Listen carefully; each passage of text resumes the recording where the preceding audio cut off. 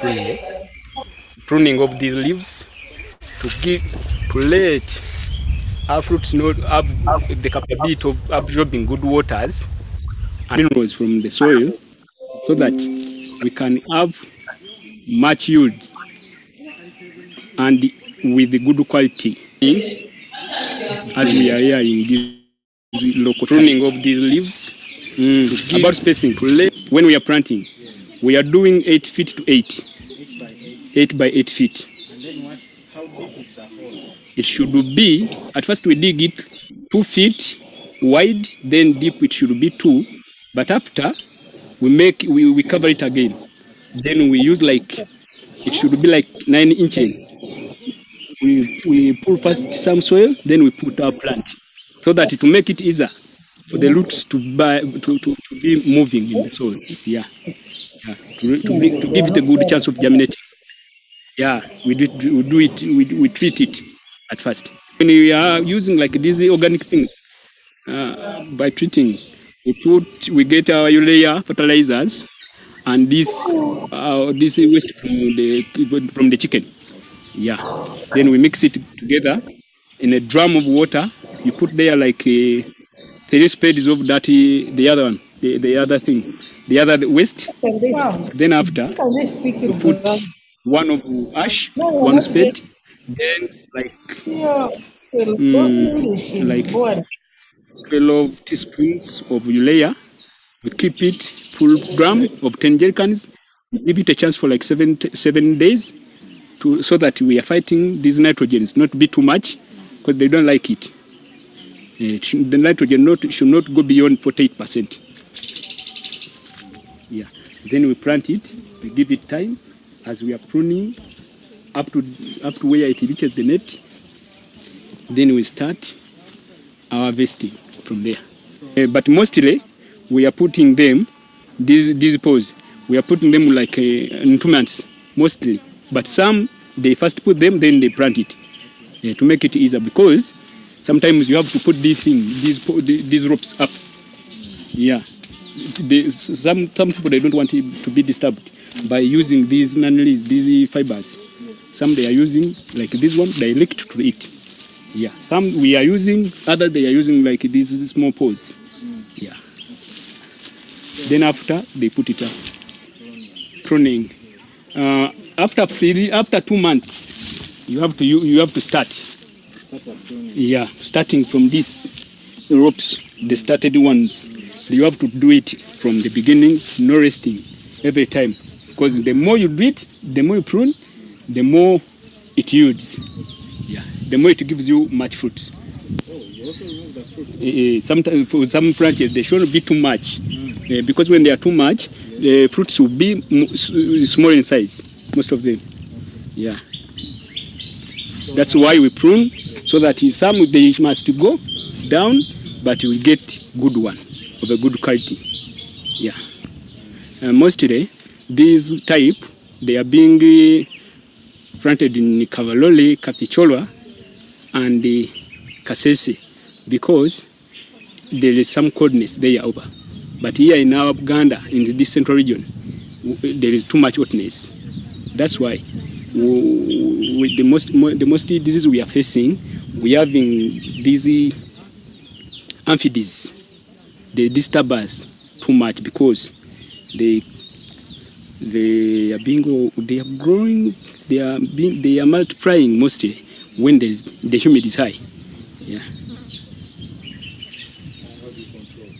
We are using pesticides like Calmgen and the Duducelamectin, yeah, and Prasinimbicide as antibiotic. Yeah. Are passion fruits affected by fungicides? Yeah, by fungicides too much. Yeah, that's why we are using this Calmgen. Yeah, I'm having that Calmgen. Yeah. We do spraying too much. How? You spray from down? Yeah, from down. We go with our spraying machine on our backs. Yeah, by pumping like that. Always. How often do you spray? Maybe we do it we do it once in a week. Yeah, but it differs from to which to the contents which you are going to, because it is natural. For us, we deal with natural things mostly. Natural meaning organic. Yeah, it's local. This type, that's why we reared this local one. Yeah, that's why we planted this local one. So a passion fruit, which is good, because like after 3 months from the dove planting, you start harvesting when you have taken good care. Yeah, and it gives you money, because for it is like not tomato, it's not like a cabbage. It's called passion fruit obutunda. Ekitegeza butunda. It means it has a market all the times. Yeah. So the market is there. The market is already there. It will never, even though it comes down, it will go. People are yearning to get it always. Yeah. So harvest on a weekly basis. From one plant. In simple mathematics, when you are being when you are acquiring education from those people, those masters about plantations, they tell you exactly each rope a day you have to take three fruits from each rope. Three. Simple mathematics, the lowest. But if it comes that you harvest like 7 or 8, it is your chance. Yeah. But because it's not good to be there and calculate on a high pace, it's not good. Yeah. It should be on down. When it comes to the highest, that is your chance. Yeah. For it now, it is half an acre. But we are preparing somewhere for like 3 acres. Yeah. So from this half an acre, how many bags do you harvest per harvest? For us, what we have done, it is that when you say that I'll harvest, like others, they are doing it like once in a week. When we say I'll do it like once in a week, it disturbs you on the market. Because for us, we are just counting 40, 10K. 40, 10K. If any day someone comes, I want for 10K, we give in. We give out. Yeah, we give out. If it comes, we want 100, we harvest. Yeah. So it can take like a bag, because it is half. No, for like a week. Yeah. As of now, it is amounting. It is 100. It is 1,100,000. Yeah. The bag is 1 million. Yeah. For these fruits. Yeah. That is 1M. Yeah. Yeah. That is it. That is it. Yeah. This local type. The others, they are cheap, but this one, they're expensive a bit. Yeah. Local purple. It's local purple. Yeah. This one, I got them from Masaka, but as of now, for us, we have got ours. Yeah. So you also sell. We're having nurseries of ours now. So how much is a seedling? It is 2,000 each seedling. Yeah. How many seedlings go into an acre? An acre, that is 750 seedlings. Should by 8 by 8, that is 750 plants.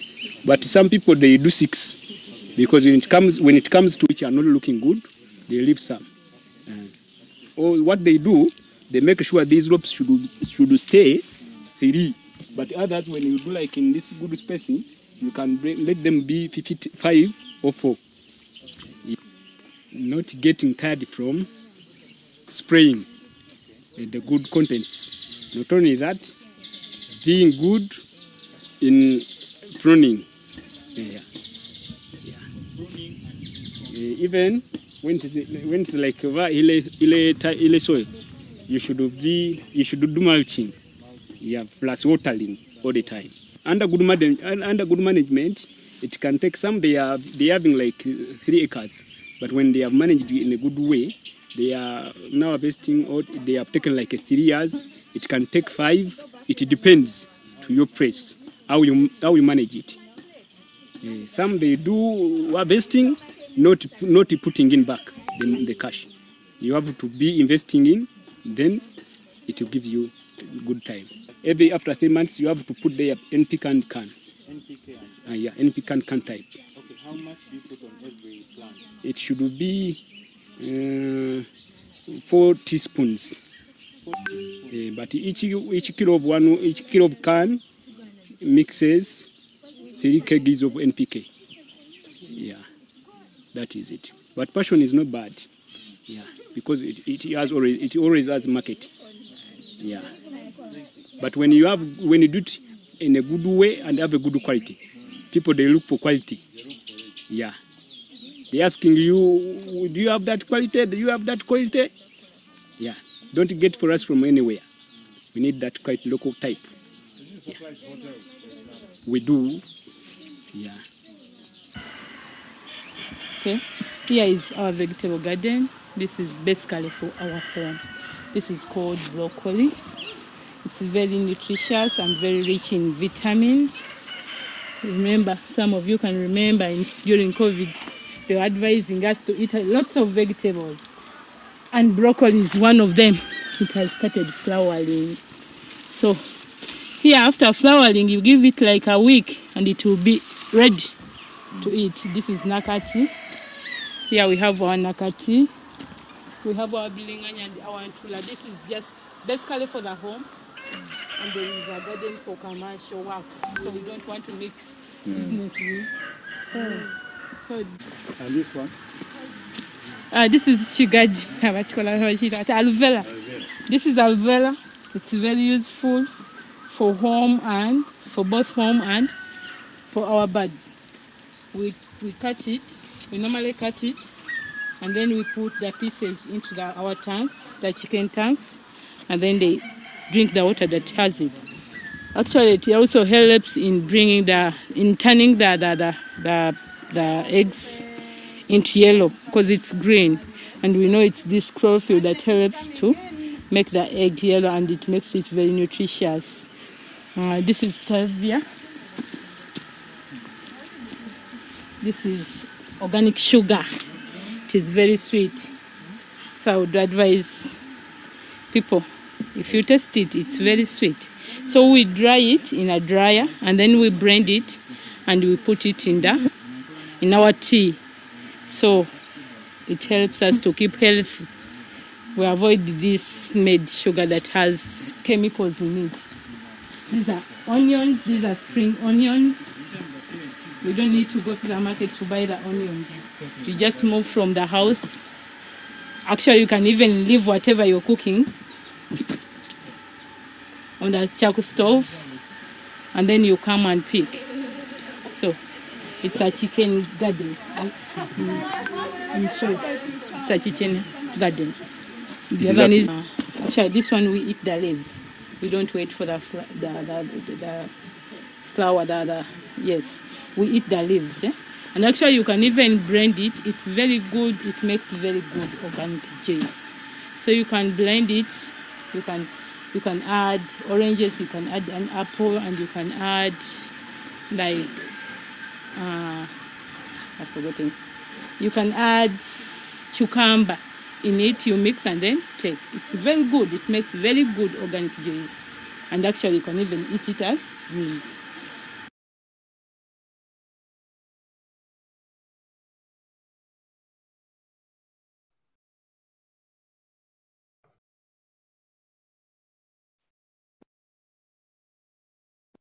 Okay, friends. For those who have been here since the beginning, you could have caught one or two things from the video. Is there something that took your mind? I'd like to welcome, I can see Mr. Chivira Ivan, our chemistry teacher, Madam Eva Kabayonga, chemistry biology, you're most welcome. Did somebody pick something that was exciting to them in the video? Yeah. Yes, Mr. Chivira. Yes, please. I picked something. I've liked the organic sugar. I never thought that there was a beverage which could really be as sweet as sugar and which could help us have something natural. Hello. Yes, I also noted that. and I've actually written down here that probably I need to get a seedling of that and plant it home and follow it to see, because she says when you dry it, then you put it on sugar, on your tea. And indeed, I think our traditional crops, there is also one for salt. So I think we just need to go back and locate these traditional crops that were used long ago. Even salt, you know that we have the one for salt. I'm sure these crops are there, and our people then used to use them, but now we have given up on such, and we have all gone to the commercial side. So I think it will be very interesting for us to follow that story and see whether many people know about it or whether many people can learn more about it. Actually, being organic means that it doesn't have adverse side effects. And Yes. would encourage people to adapt to this organic food, because it is the one which can actually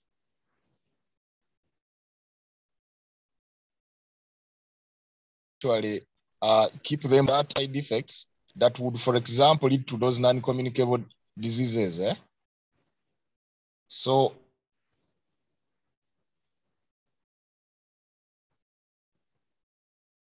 I encourage people to, very wise for every one of us to go and get at least a seedling of it, so that we can plant it in our homes and it becomes our day-to-day delicacy. Thank you very much, Mr. Dungu. Hello. Hello. Yes, Mr. Chibira. Have you been hearing me? Yes, loud and clear. Okay, thank you. Maybe if you can tell us a little bit about the sugar we take and the dangers that come out of the sugar we love taking. Oh, now, I've not heard your question properly because there was some bit of feedback this side. I was just saying that the sugar we take, which is not organic per se, what is the danger with the sugar we love taking? Well, I wouldn't say that the sugar we are taking is not organic, but I'm saying that the process of manufacture of that sugar involves, of course, I don't want to go into the steps of how it is manufactured, but because it is machine made, we know the side effects that come with the wear of the machines in which this sugar is made. So to me, I feel that would have some side effects on our health as individuals. But when I get a herb which can substitute the sugar which is machine made, then I know that I'm sure that I'm the one, first of all, who is harvesting it.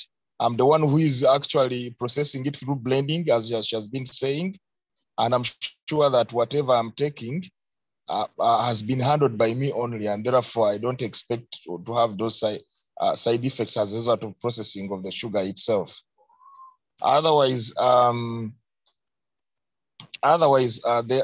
are some additives. Of course, during the manufacture of sugar at the factory, there are some additives like those which bleach the sugar, for example, because you know when it is being processed, it goes through processes until you form the molasses. Then you have to bleach the sugar and what have you. All those are chemicals added, and of course, each chemical has its own physiological effects on the body. So that is why I have a feeling that this one, which I have obtained as a herb kind of at home, I've just crushed it or pound it or blended it, and I've taken it direct. It would save me of the side effects of the processed sugar in the industries. That is the best I can comment about that. Okay. Thank you, Mr. Chibira. What about taking too much sugar? Does it have a challenge on our body? Oh, now, of course, because we know that too much sugar, of course, in blood will come with a challenge of the body needing to have physiological adjustments to remove the excess sugar from the blood. And once the load is too much within the blood, you never know, the body may fail to remove that excess. And that's what leads to abnormal conditions like diabetes mellitus, which actually, those are the non-communicable diseases, the diabetes that you hear of. So if the body does not have the capacity to produce enough insulin to reduce on the blood sugar levels, then too much sugar would remain in the blood and it will be detected, and that one will lead to so many deficiencies, body deficiencies. And so that is why we are encouraged to take a low amount of sugar and also reduce on the foods that have high sugar content. That is all that I can comment about that, Mr. Dung. Okay, thank you, Mr. Chivira. And very clear that if we got this organic natural sugar, then probably we are running a less risk than the too much sugar that we are taking from all the production areas that we may not actually take care of. Ashraf. Yes, please. Ashraf, you've been on the call. Yes, sir. Good morning. Good morning, Ashraf. Is there something you noted? Yeah, I was actually also clicked on that natural sugar because when we were recently buying some let me say, they are called the tea spices, but which are natural.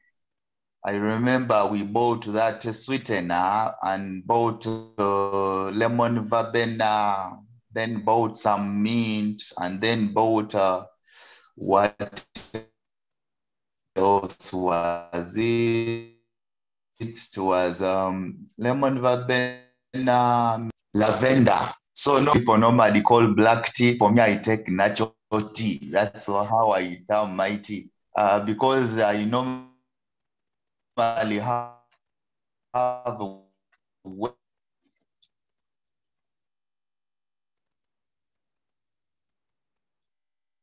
well-spiced tea, and I think which is very good for my health. Shattered when they said that normally for us the tea leaves that we take here are only residues from that company, but the good tea leaves, they send them outside, they expensive. So I was shattered. I was like, oh, you people, you mean you make us only take residues? So when I had that, I was, for me, I had gone to learn. So coming back, I had to check out myself. So I normally make tea with normally lemon leaves. They bring good aroma to the tea, and then put lemon verbena. I put the mint, and you can have good tea, and then natural sweetener. That natural sweetener, for me, I normally boil it in the water to know how can I more advance it that I can just put in tea or pack it, because I would just move outside, pick some leaves and just drop in the tea and boil when I'm boiling. And seriously, the tea would be sweet. Yeah, so normally it's what I take as my black tea. And actually now seeing it here was something that I learned that you can dry it. And I think I'm going to pick the leaves and dry them and have them here such that I just put in my tea. Then I was interested in that passion fruit, but panang. For me, I don't know. Many things interest me, but I think I will just need land. I think by the time I get land, I will be an agriculturalist, though a doctor. So many things were there to learn, the onions, so only that I needed to have, I think, Mocha land for them, but all were interesting. For me, I love having nature around me. Yeah.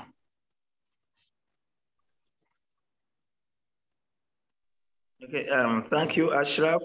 And if possible, probably tomorrow, you can show us around your sweet, that sweetener plant and the Verdena and all that you've been talking about, and tell us a little bit more about your tea tomorrow morning. Is that possible? Yeah, I will. If my data doesn't expire today.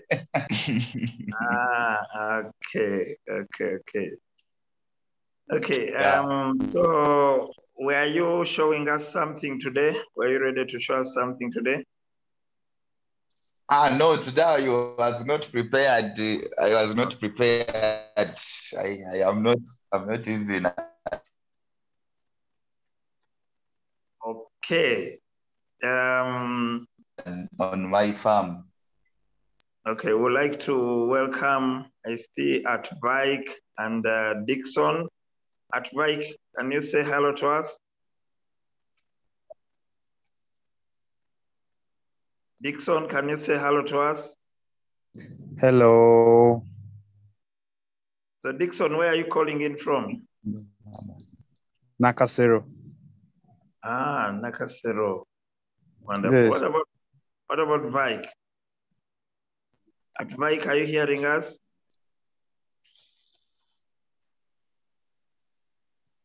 Okay, Dixon, if you're a student, which class are you, Dixon?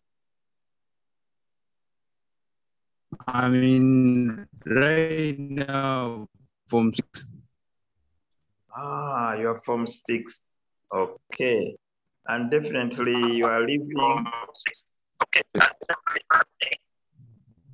the school sector and going into higher education, but also going into the world. And definitely we need to learn together all these things. Yes. Okay, I will take you to another video. This is Piglets, and then we hear what they have to say. Okay, sir.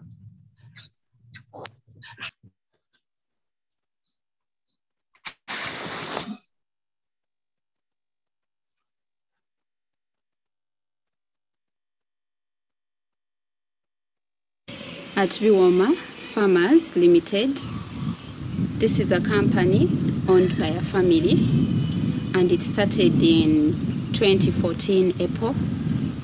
We deal in pigs, broilers, layers, banana plantation. We have fruits, vegetables, and we have a manager running the farm. She will take you through as we move around. We are so happy to see you here today at Biwoma Farmers Limited. Just like you've been told, we deal in a variety of things, and I happen to be the lucky one in control of all of them. I would like to encourage the young farmers, all of them, to be interested in agriculture. I personally, professionally, I'm not, actually I went through a training of a different profession, but I found myself in agriculture, and I'm not regretting doing so. I've learned a lot, I've benefited a lot, as you can see, and I would encourage all the young farmers and the parents out there to please encourage your children in agriculture. I think the rest of the work will be seen as we move around the farm, and you will also be testified the goodness of the practice. Thank you. My name is Dr. Semambo, and I'm a consultant I happen to have been around when this farm was in its infancy, and they have actually grown in these last 7 years, as you've seen. It's a farm which is dedicated to doing modern the best way, adopting the best practices. One of the things that I can remember and which I would like to share with the viewers, particularly the young farmers, but even other farmers, is what this farmer has done, and we shall see as we move around. They've learned lessons. I remember when they experienced an incident which taught them, and they instituted very stringent method, and that is of controlling that was disease, and that's hygiene. One day, on the picture that you see later of the piggery, African scientists did strike the farm, and they lost everything. But they never gave up. That's a good spirit. And then they instituted very strict hygiene measures, which you're going to see. And I pray that as we go, you see how they've done this in all the enterprise that they have, whether it is livestock or it is crop. And I think it's one thing that we really need to do. Another thing that they've done, which we shall definitely see, is going towards the aspect of value addition. I believe we're all going to learn a lot, and this farm camp will be different, will definitely be different to their participation as a family in agriculture. With the history of Gayaza High School farm camps that we have held, Bioma is one of the farms that we've worked with, and they've been very, very cooperative, and to allow us into their enterprise, of course, taking a little bit of the risk, which is a clear example of them wanting to pass on the knowledge that they've gathered with the time to the youth and the other farmers. And for that, we really want to thank them very much.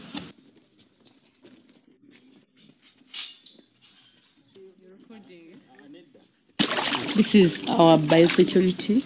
This water contains disinfectant. And basically what we put in here is called kale. It's a strong disinfectant, though it shouldn't be put near the livestock, like when you're going to enter. So inside the livestock, we put a softer disinfectant like Velkill or Biosecurity. But here we put kale because it's strong, and we believe it can destroy all the bacteria and maybe the viruses that can go within. So before you enter the farm, you are supposed to step here, and actually everyone who enters the farm is encouraged to put on boots. Because if you don't put on boots, there is a tendency of avoiding to step in the water. So the water is basically put in to kill the germs and the bacteria that might move within your feet. The section that we are entering in is a piglet section, and actually one of the most diseases that affect these enterprises is African swine fever. It's a very dangerous disease in that once it enters your farm, there is no treatment. It's a sure deal, you lose it all. So we do this basically to avoid such conditions and circumstances. This is our piglet section, and basically here we use IMO. Like you can see, we don't have concrete here. It's just, you just construct the walls and maybe dig down, depending on how you want to style it. But why do we use IMO? At one time, we are keeping these animals on a concrete, and then we found out that when you keep them on a concrete, there is a tendency of these animals putting on fats. So we are advised to use this system, because actually it doesn't encourage the putting on fats on the animals. And then the system itself, because of the hygiene, you see, like you are told, the farm is at where the family is. And then we have a variety of things that we do at the farm. So for better hygiene, we are advised to use IMO, because this one can even be done in urban centers. we don't want to inconvenience the members of the family and yet even the neighbors. So to avoid the pollution, because normally there is a tendency of those people with the piglet farms to that tendency of the smell, and then they tend to inconvenience the neighbors. So because of the neighborhood and the family, and then the hygiene of the farm, we chose to use IMO. One would ask, what is IMO? IMO, it's an abbreviation of indigenous microorganisms. And these organisms, when you pour into this, the pig houses, or even the waste of the animals, be it birds, it tends to destroy that smell. It has bacteria that destroy the smell that would have come out of the waste, be it chicken, be it piggery, be it cow. So that IMO, we put it in water, and then we apply the water every morning in these houses, such that we don't get that bad scent from the pig houses. So where I'm standing here, and actually maybe even the members around can testify, they can't smell anything. So it's comfortable and very conducive to do it from anywhere you want. Even when you are near a Muslim friend, you can do it without him identifying that you have these animals next to them. What is within here, we do use papyrus. One can use maize stems, another one can use sugarcane stems, another one can use grass, depending on what is available or what is next to you. And another one can even use sawdust, but because of the costs, because sometimes you find that the house is big and then you can't produce your own sawdust, you just have to buy it. Yet sometimes you can access these things freely. So we tend to use sawdust and then papyrus. Then we add in some anthill soil for iron in our big pigs. And then we also add in lime as we are setting up this thing. Eventually, this thing that you see here turns into soil, into manure, which is very fine and that can be used in our gardens. Actually, we use the manure that we get from here into our gardens. Okay. Here at Biwoma, we do keep Canberra. It's a breed that we chose because basically our target is we want to be a breeder farm and yet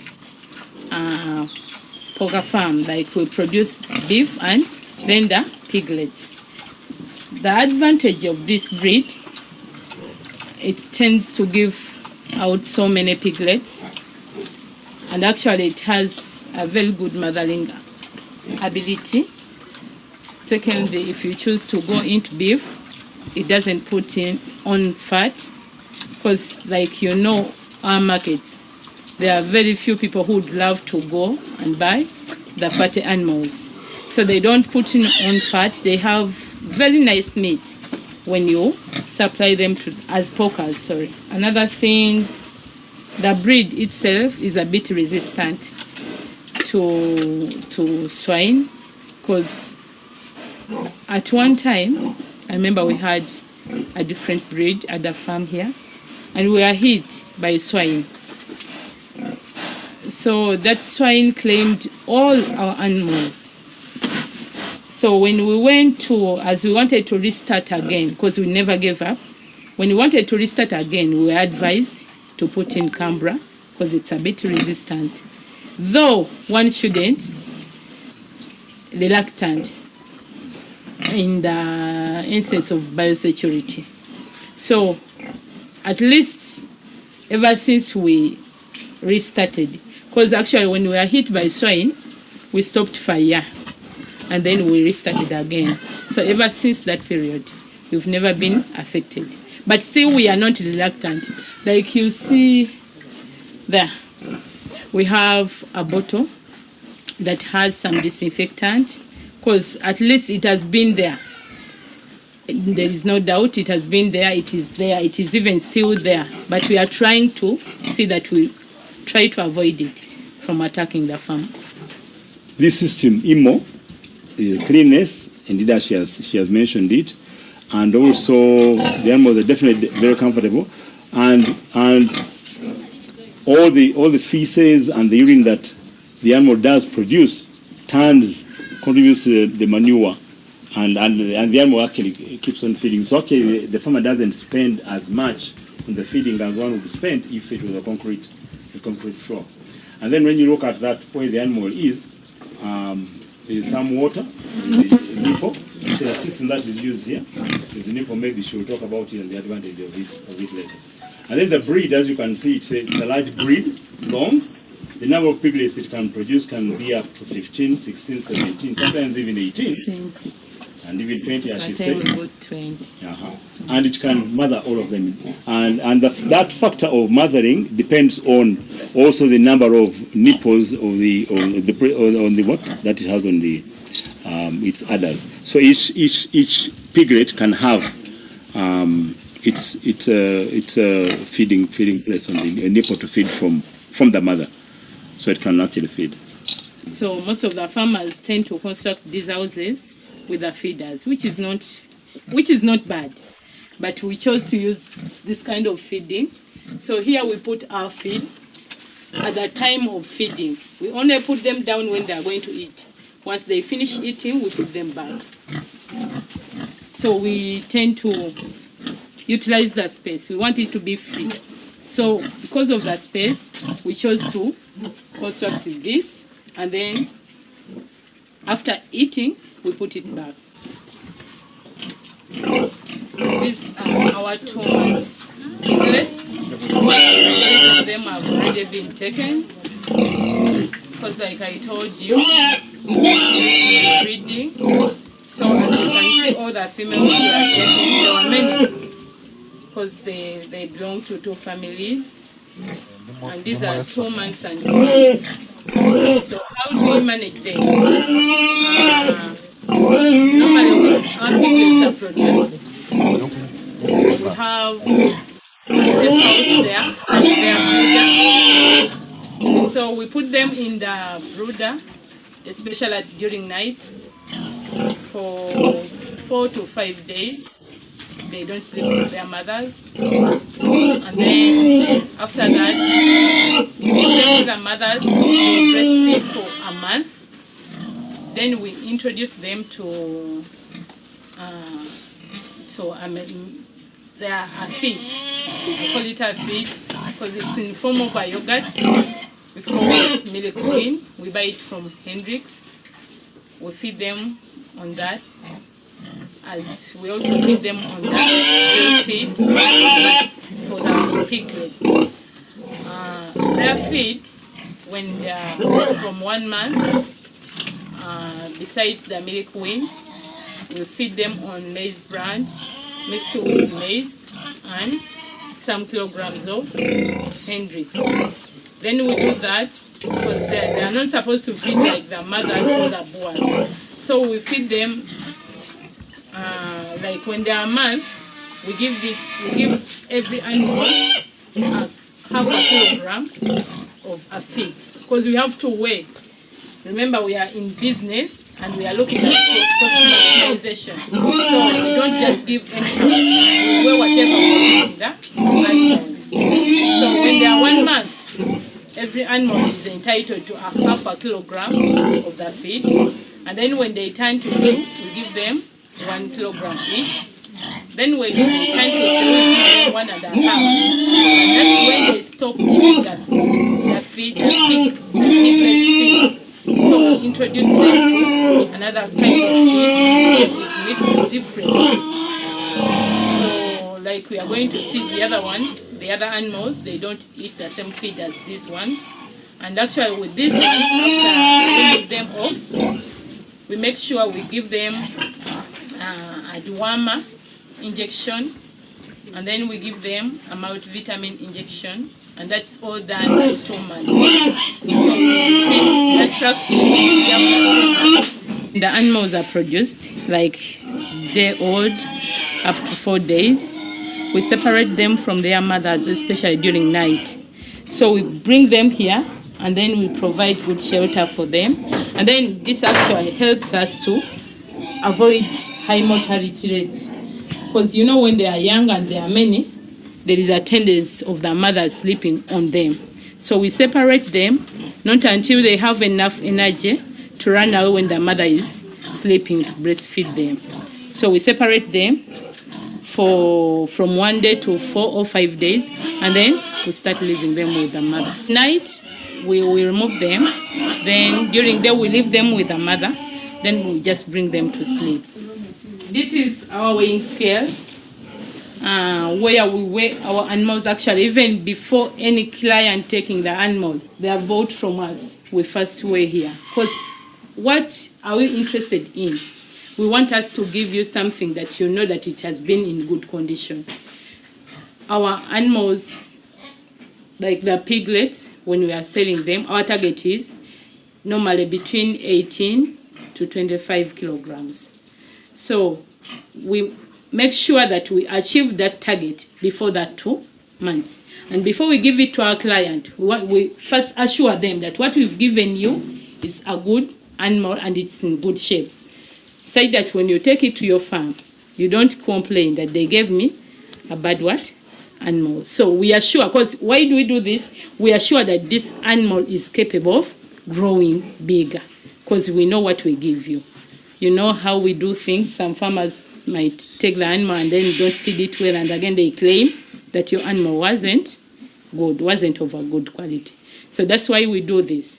At least we also encourage the farmers that at least if possible, you also try weighing that animal every after a month. And then you see the progress of that animal.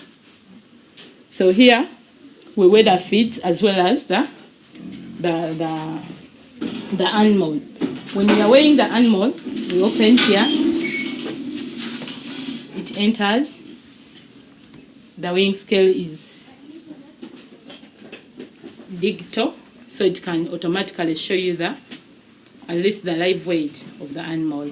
And then even the feeds, before giving to any animal, we bring here for every pig we weigh. We have to know which one is eating and how much and which feed. So we separate the feeds, and then we also separate we know how many kilograms. Like for all the mothers that we do have, they eat 3 kilograms. Unless when it's breastfeeding. So when it's not breastfeeding, we give it 3 kilograms. So when it's breastfeeding, because you know, like any mother, we give them extra feed for that. Actually, we tend to add on the feed that would be eaten by the piglets. So we add on another like 2 kilograms to be eaten by the piglets. So this center is this unit is a very important unit for the farmer. As she has explained, it's economics that is important for them to know how much each animal feeds. Overfeeding will make them fat, and of course it is wasteful because they will just be defecated, and underfeeding will lead to underperforming, whether it's a growing animal, whether it's a mother. So the weighing is very important. And the investment in this, which the farmer did, he did it once. Yes, it was expensive, but you get the accurate information of the weight of the growth of the animal, but also the feeds that is being given. And also the importance of this is that it also shows them the growth rate of these animals, particularly so to the males which are going to be sold as porkers, as they have mentioned to us before. So this unit is quite important, and once you've had it, you said it's digital.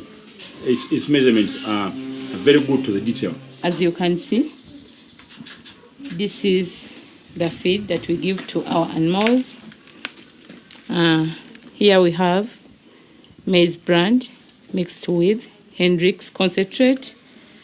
And this is basically for the piglets.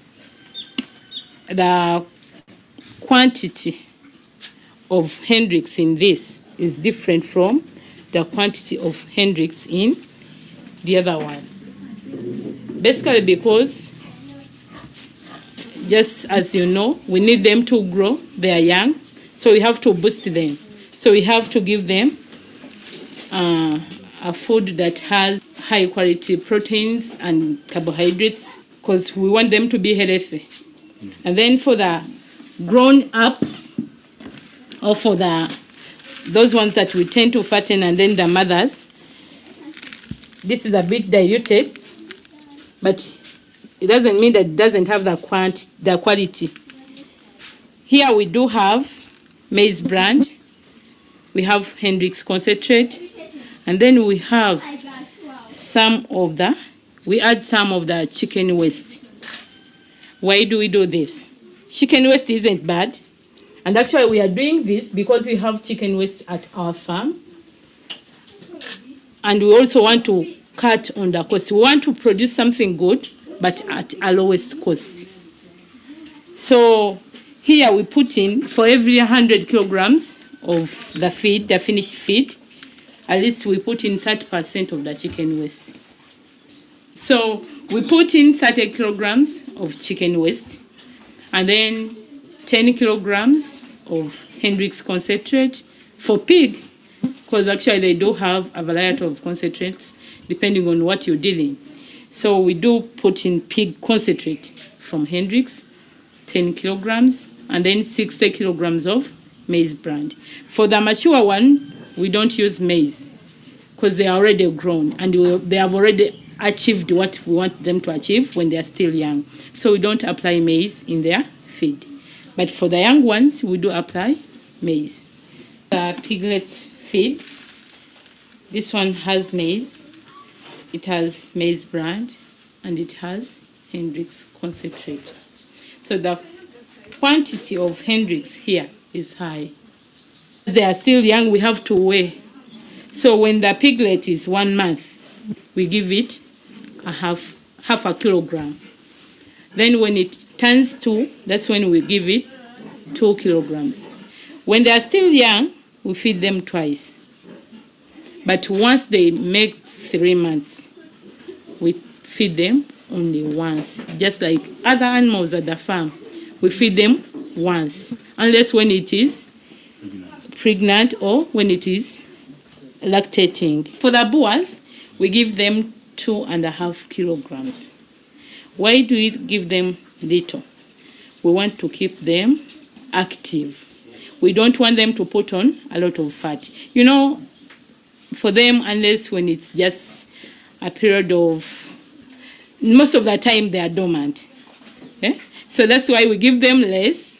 And then for the mothers, we give them 3 kilograms. When it's lactating, we give it 4 to 5 kilograms, depending on the number of piglets that it has. Because we want it to have enough milk to feed the piglets. So we give it 4 to 5 kilograms. Because, you know, even if you give it a lot, again, it's going to be out as breast milk. So that's why for the mothers, when it's lactating, we give it more. So when it's not lactating, even for the pregnant ones, we give them 3 kilograms, unless when it's about to produce. We have our store. It's just next to, just within the farm premises. So from the store, we get the feeds, we put them on the weighing scale, and then they will show us, depending on how many kilograms we want. So here, it is reading 4.4, 4.3, but it can be reduced to 3 kilograms if you want 3 kilograms. This is for the piglets. Like we saw, say if you have like 5 piglets, that means you want like 2.5. But remember, I told you when they're still young, we feed them twice.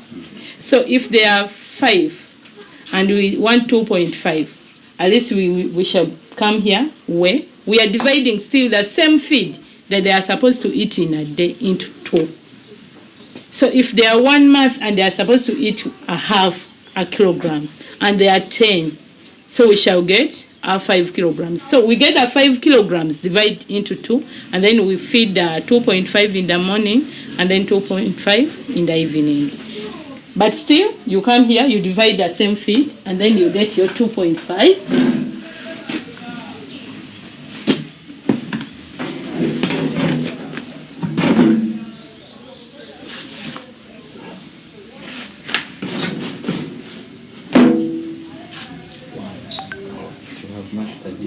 Yeah, so you get that 2.5 and then you do feed. Though one might think, how about the bucket? So what we normally do, we first come with our empty bucket, we put it on, and then we place the weighing scale to 0. Yeah. So once you remove it, whatever you're going to weigh, this one is already deducted. So you just come, put on the bucket, and then weigh and serve. So you put in whatever you want, minus the weight of the, minus the weight of the bucket. So with this weighing scale of ours, we want to show that agriculture is connected to physics and biology and math. So this digital scale with the math, once you turn it on, is it on? Once you turn it on, the mathematics concept is already displayed here when you do the counting. So when we put on and weigh the kilos that are portrayed here, that is math. Then with the physics, the way this gadget works, that is the physics that you study in class. And the biology comes in with the way our feeds, when we break down, when we take the maize and broken it down, when we break it down into smaller pieces for easy digestion for the birds, the biology comes in, the concept of biology. So all the 4 subjects are connected here. Another thing that would like farmers to learn, the students to learn as they grow, is a chain or the importance of a mixed farm. That one product from one unit can actually be useful or used gainfully in another unit. So you can see interconnection between the poultry unit and the piggery unit on nutrition and feeding, which is, as we have kept on saying, makes it easier and more economical for the farmer to have a more efficient farm. We open for the female and we open for the boer, they mate. Then after mating, each one goes back. Then we do it in the evening. Say if we start in the morning, we do it in the evening, and then we do it the next morning. So that we end the business. But at least we start from 12 and above. At one time we had 20, at one time we had 19. Because like you've seen, our mothers are large. And then they have a number of teeth. So we get at least enough. From 12 and above. A piglet, when it's 2, actually we start selling at 2 months. Selling at 2 months, and a piglet it goes for 250. Yes, then it goes on like that. 3 months is 300, 4 months is 400, 5 months is 500, like that. Yeah, and then a gilt. There are some farmers who would love to start with the piglets, and then they would love to start with gilts. So the gilts goes, they normally go from 800 to 1M, 1.2. And then a breeding boar? A breeding boar, actually, like I told you, from 2 months, 250. So when they are mature, you come, when they are past 8 months, it depends on the size and how old you found it. So we sit and discuss. You negotiate. We negotiate. So what are the benefits of this business? The benefits of the business, just like any other business, it's at least you get profits. Though we do have challenges in the porkers, but for the piglets, at least the profit is there. That's a sure deal. And actually, that's why I told you we are doing both. We are breeders as well as porkers. So for the porkers, we normally we have our buyers from the abattoirs, and what do? We normally count how many we want to clear from the farm. They come, they pick them, we go to abattoirs, they slaughter, and then after slaughtering, we weigh the kilograms that we've managed to get from them, and then they pay per kilo, and a kilo goes for 10,000. So it depends on the market. So when you go to the abattoir, they give you 10,000. But again, we have another market, though it's not very much reliable, and these are supermarkets, and the supermarkets buy a kilo at 14,000. Though they want it clean. So because they want it clean, and then our animals don't put on fats, so we don't lose a lot, because we just clean the skin. We just clear the skin, no fats at all. If you clear our animal, you can even think that it's cow's meat. You can't even know that it's pork. Challenges: 1, swine fever. It once hit us, but thank God it has never, and I don't pray for it to happen again. So that one, I thank God for it, because once it hits the farm, it's a sure deal. It has to be cleared. It has no treatment. So that's why you see that we try as much as possible to avoid it. And actually, we don't encourage people to bring visitors at the farm. Here, when you come to buy a piglet, you don't just come and tour around.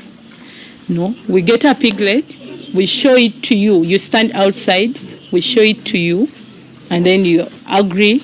Then we take it to the weighing scale, and then we give it to you. So we don't just encourage anyone to come in the farm. Then another challenge is the market because we tend to be exploited, especially in the porkers. For the porkers, when you look at the prices they give you, vis-a-vis the cost that you put in when you are producing that animal, sometimes it's less. Then another challenge would be the hiking of the prices of the feed. But at least that one, it doesn't affect us so much, because, you know, with agriculture, I think with any other business, you have to look at the lowering the costs so that you can maximize the profits. So that at least we have something that can help us cut the cost and still give us the best feed. That's chicken waste. So you can imagine the 30% that we put in of chicken waste if it was to be bought, because at least that one we have it at the farm, because we use butter leakage system, and then we dry our chicken waste, then we fry it, and then we apply it to the feeds. Yes, that one helps us to cut the cost, and actually it's a profitable business. It is. But you also have to look at the costs that you put in. So you have to be very vigilant with what you are feeding your animals with, and then the cost. That's why we weigh everything. We have to calculate everything, because our interest is to maximize profits. So you don't just do things anyhow. And then even when you are feeding, even when you calculate, you have to calculate not in your favor only, but also in the favor of the animals, so that you produce what is good, you give them what is good, and then in return they also give you what is good. We use the natural way of mating. We have boas. We have 2 of them, by the way, because we have 2 lines of that we produce at the farm. Why do we have 2? Because just like in humans, they also have, what do you call it, incest. Even in animals, there is incest. So we tend to have 2 lines, because most of the farmers, when they come, they would love to take the male and the female. So when we give you a male of the boa you've just seen, we cannot give you a female of the same boa. So we give you a female of a different boa to avoid the incest within them. So when the time that to avoid inbreeding, actually, thank you. So when the time of mating comes, we open for the boa, It comes out, and then we let the female out. They mate. Each one goes back to where it stays.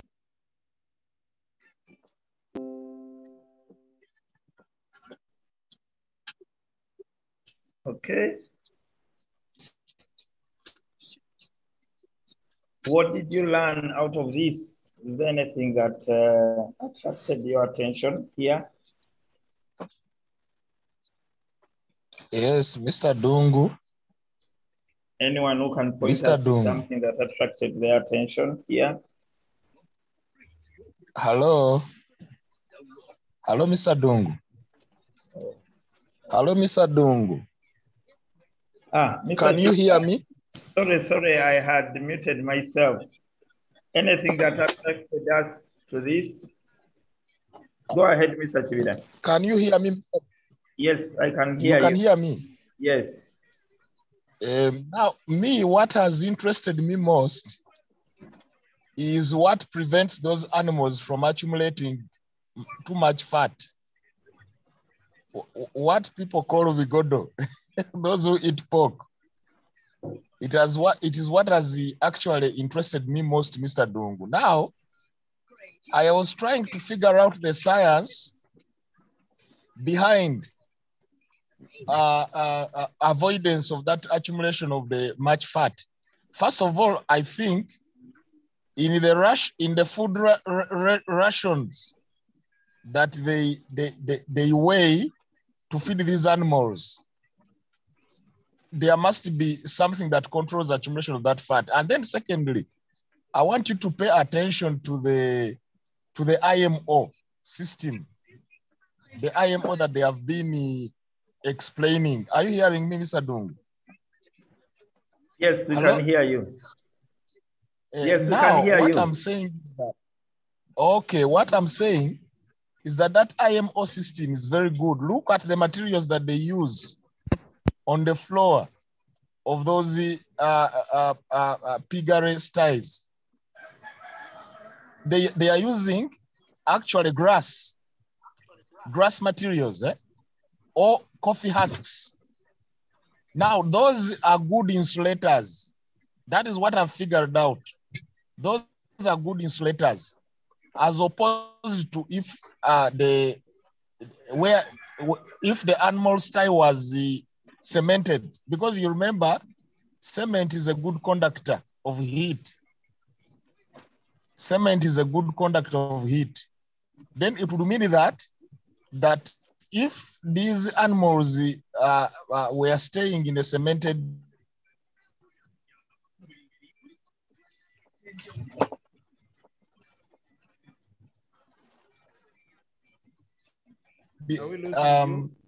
kind of housing very fast on a cold day, these animals could adapt to conserve some heat within their bodies is accumulation of fat. So I wanted to make you pay attention to that even the way they construct those piggery kind of housing or styles will determine how much fat is accumulated within the body of that animal. And then they said that when they use these other cemented kind of housing or styles for the pigs, that there's too much smell, which inconveniences the neighbors. I think the use of these materials would encourage decomposition actually of first of all the animal waste, because remember, everything there is organic. The materials that they use, and then the piggery waste, rather the waste material excreted by the animals. So I think the decomposition of the waste material excreted by the animals, by the microorganisms, is what actually reduces on the smell. I don't know whether I've made a point, Mr. Dungu. Yes, Mr. Hello. Chivida, I think. Hello, can you hear me? Can you hear yes, me? I can hear you. Yes, I think I can hear you, sir. You are raising very good points, especially when you talk about conduction and adaptation. And the lady there just mentioned it and said when they are sleeping on cement or stepping on cement, then they grow fat, and that is the adaptation process. What I would like us to do, Mr. Chivira, is to read more around this area, and we one time shoot a video explaining this concept of IMO, because I think whenever we go to farmers, they try to talk about it, but the real science doesn't seem to come out, but you seem to be raising very important scientific issues, and then also point our teachers to this science so that the piggery unit becomes a learning place. I can see that when you talk about good conductor, poor conductor, what is really the value of us learning these concepts? And I can see that the farmer is using this concept well. For that. Okay, so thank you very much, sir. I think let us follow up on this. Let us read around it. Let us ask more of these scientists on this, so that we pull out these concepts for our curriculum and make the piggery unit a learning point. Okay. Students, did you notice something here? There was a lot of science at this farm, quite a lot of science. And also we need to relate the chicken waste. What is in the chicken waste that is good? That is good for the pigs. We really need to look at this. Anyone who noted something exciting here before we end the day? Anyone?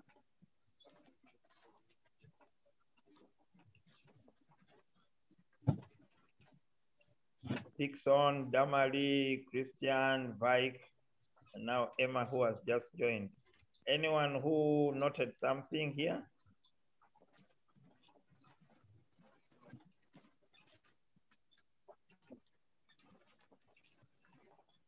Okay, then probably we need to stop the day here.